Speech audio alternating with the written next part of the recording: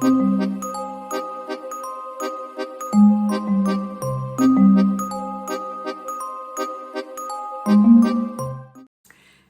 welcome to this new video. My name is Martina Vincenzi and I am the founder of the VIP Flight Attendant Academy Private Jet Coach. On today's video, I would like to go through with you the characteristics of the business aviation industry in different geographic areas in the world. In particular, we are going to talk about business aviation in America, in the Middle East, in Europe, and in Africa. So let's start with the most easy one, the American one.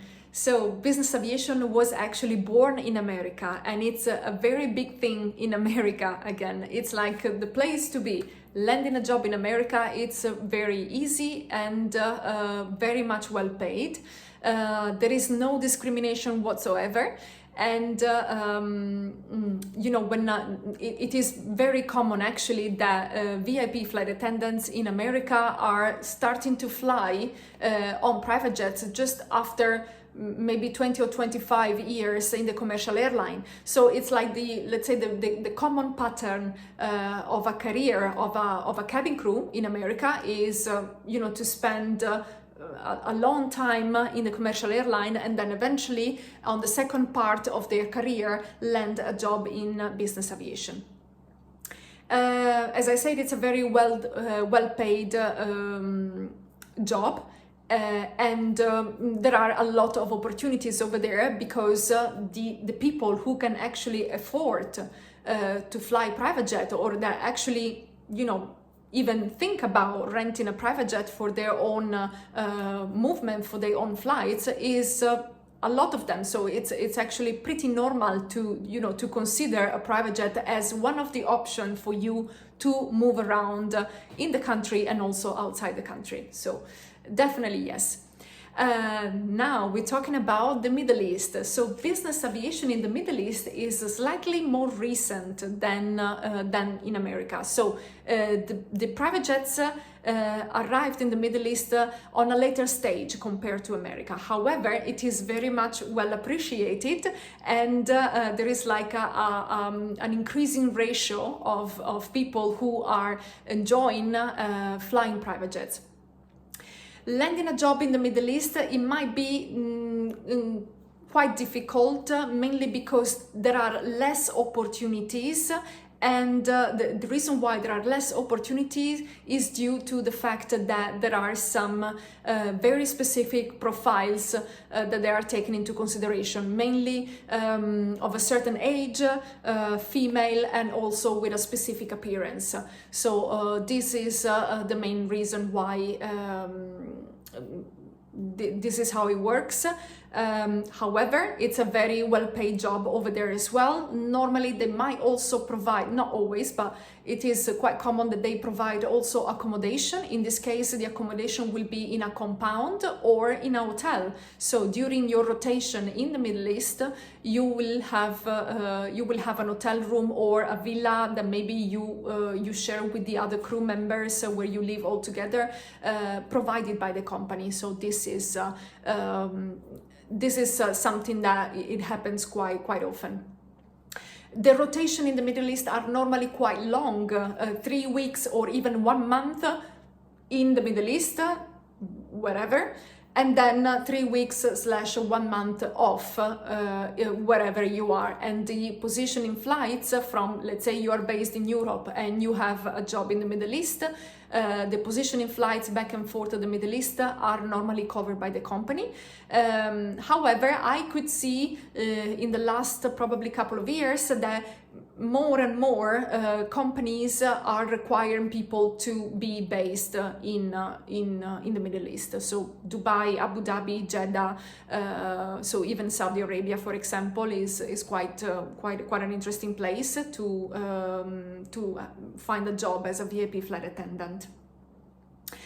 Then Europe. So Europe, I would say, is the most complicated geographic area when it comes to business aviation because of the group of countries that create Europe. The rules and regulations are a lot, and I would say quite strict. So to actually operate a private jet, it results to be more difficult, okay? More difficult because of all these rules and regulations that you have to follow. However, from the job point of view, in Europe you have opportunities for male and female. I would say pretty much the tendency is to be like America, so with no discrimination in general. However, you might encounter a situation where there are specific requirements that reminds me a little bit on the Middle East. Business aviation in Europe is not extremely well paid, apart for those 2-3 countries that if you can land a job with a contract of employment issued by Malta, Switzerland or the UK, it is actually very well paid. Otherwise, for the rest of the country, I would say it's pretty much average. That probably if you compare to the same type of job in America is absolutely not well paid. However, for the European standards, it is considered normal. So the good opportunities are out there, but you have to search for them a little bit longer. Last but not least, operation on a private jet based in Africa. So normally operation in Africa are super well paid. You are normally paid in American dollars. You are provided with accommodation and flights to go back home and eventually come back. In here as well, like in the Middle East, the rotation is normally, so the duty period is quite long. You have 3 weeks, 1 month, or maybe sometimes even 2 months.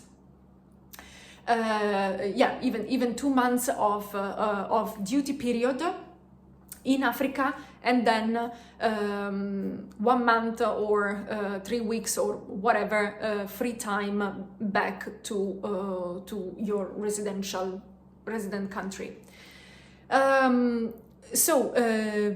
I would say they can be quite complicated in Africa because of lack of resources. So, for example, to find a good catering, it might be not that easy.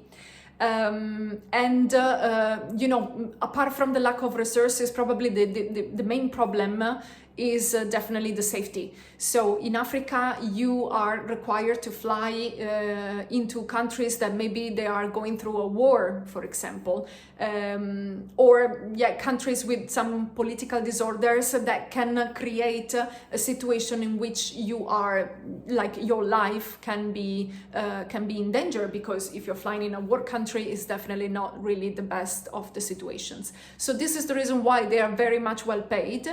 And they are open normally to female and male profiles at the same time. So I hope that this short recap can make up your mind about the panorama of the business aviation globally. As always, you have to just look at the single, at the single case, and eventually see if this single case specifically is adaptable for you, if it is something that you can consider eventually for yourself, for your life, for your goals, your career goals. For sure, something that I always recommend to my students and to everyone I get to speak with, if you are considering a change, to change something in your life, this should be for the best, not for the worst. So it depends on what you are looking for in your life at this moment in time. Also, something else that I would like to suggest to you, regardless of what is the tendency in that specific geographic area, or in that moment, or for that company, if you are in doubt if you should apply for a position or not, because maybe you heard that company has like an age limit or has some requirements, and you think you do not fit in those requirements, well, that's not for you to decide. So I think you should apply anyway, and then eventually, worst case scenario, you will just receive a no. But you never know. You are not part of the recruitment team, so how can you know for sure that your profile is not matching their requirements?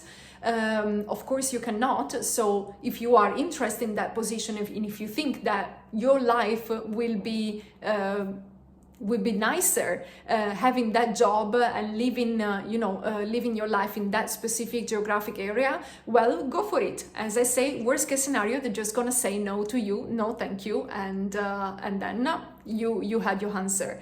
But I think it definitely worth to try regardless, because it doesn't cost you anything, and it's still, you are planting a seed, and you never know what can come out of it. Well, that's all for today. So please reach out to me if you would like to know something specific about business aviation, VIP flight attendant life, and private jets in general. That's all for today. So ciao for now, and baci baci.